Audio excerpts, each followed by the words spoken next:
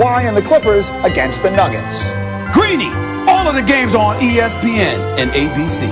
And Get Up and First Take will get your day started telling you what to watch for and what to expect. A Hoops Christmas to remember, starting with Get Up and First Take. All right, looking forward to that, and these teams are in their final tune-ups before that. Lakers-Suns last night. First action for LeBron and Anthony Davis in the preseason, and let's take a look at some of the highlights here. That's LeBron playing a little defense and forcing it inside to Anthony Davis. LeBron scored just 1 point in the first quarter, but he would get it going in the second. Here is LeBron in isolation. We've seen that move before. 5 minutes left in the second quarter now. Take a look at Chris Paul. He drives and throws it basically to no one. LeBron is running the floor, and LeBron is going to be there for the putback bucket off Wesley Matthews. Now we're in the second quarter. LeBron showing up on the defensive end as well. Watch him as they throwing the ball down the floor. We got issues. We got Anthony Davis. He's putting it up and good.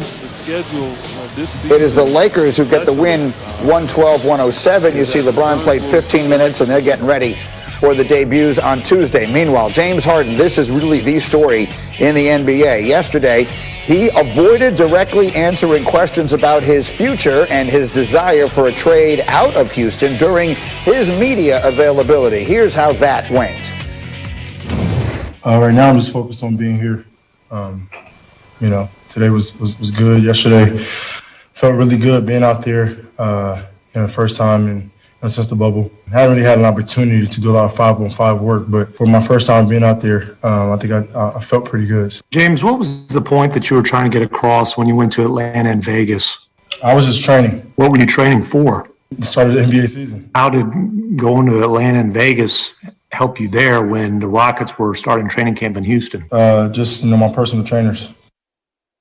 So that is how that went. And here's how this is going to go. The one, the only, Rostradamus is back with us, Jalen Rose, because he sees all. He knows what's going to happen here. So, Jalen, welcome back. And let's go right to it. Harden, we had the story on ESPN.com yesterday that painted sort of a bad picture. We know he wants to be traded. How does all of this play out?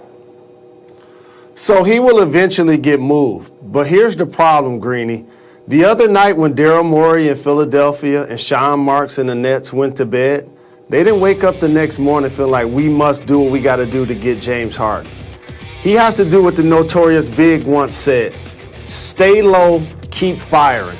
If your goal is to get traded from the Houston Rockets, a place where you became an MVP candidate, won the MVP, has been the 3-time scoring champion, one of the elite players in the league, how you help them trade you after they add Christian Wood, after they add DeMarcus Cousins, after they add John Wall, how you help them help you is to show up on time at camp, to be in shape, to talk to the media, to do all of those things that make you just as attractive to the other 29 suitors in the league. When you make yourself a depressed asset, you make it tougher for the team to actually do a deal.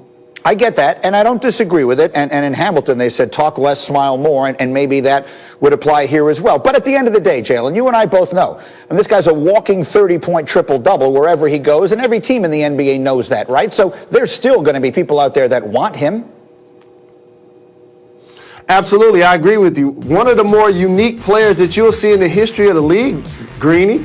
I mean, the only guy at some point in his career that's going to lead the league in total assists, total points, total threes made, and or total free throws made during a season at some point in their career. Like, he's a fantastic offensive weapon.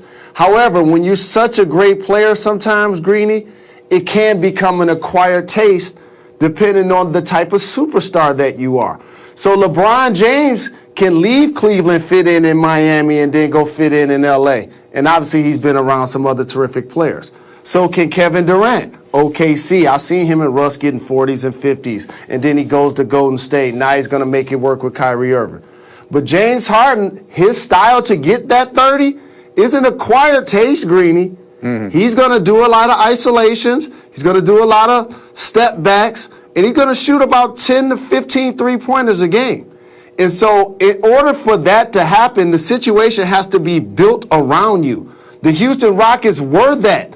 And it let me know that they were moving on. The first play of the game, when he returned, They had John Wall bring the ball up on the first possession, not James Harden. Yeah, they know he's gone. Super quick, as I bring Lewis, well, let me get Lewis Riddick into the conversation here. Jalen, Lewis is with us here. And Lewis, you know, you are a person, again, who you understand the dynamics of team building and front office and all the rest of that.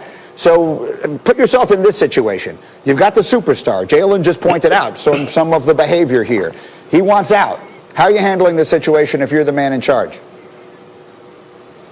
Well, I mean, communication obviously is always key, and then Jalen, pointed it out perfectly. If you want to get out, if you want me to help you, then you better make sure that you keep your value high so people aren't looking at you and looking at all the negatives that you could potentially bring to their franchise. Now, look, I understand the team building dynamics in basketball is much different. I mean, the players run the league in the NBA. The superstars run the league. They pretty much dictate their own terms. I mean, when you hear people talk about Houston saying, like, everything was set up for him, you don't hear that in the NFL.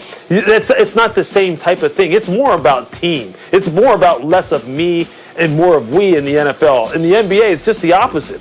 But if you really want to get what you want to get, then you can't have yourself, looking like someone who an organization is going to have to totally go, hey, everyone else that's been here, guess what? We're going to acquire this guy and everything's going to be about him. That's hard to get people to swallow that and be able to be okay with that. So I would be having some serious conversations with him about, look, if you want to get out of here, and quite honestly, as a new GM, I probably want you out of here. Help me help you. All right, so then, Jalen, one more piece of business here. We all saw the reporting yesterday from Adam Schefter and Chris Mortensen that Lewis Riddick had an interview with the Houston Texans to talk about their GM job, and tomorrow is meeting with the Lions. We talked about it earlier here. Jalen, born and raised Detroit Lions fan your entire life. Any thoughts for our friend Mr. Riddick?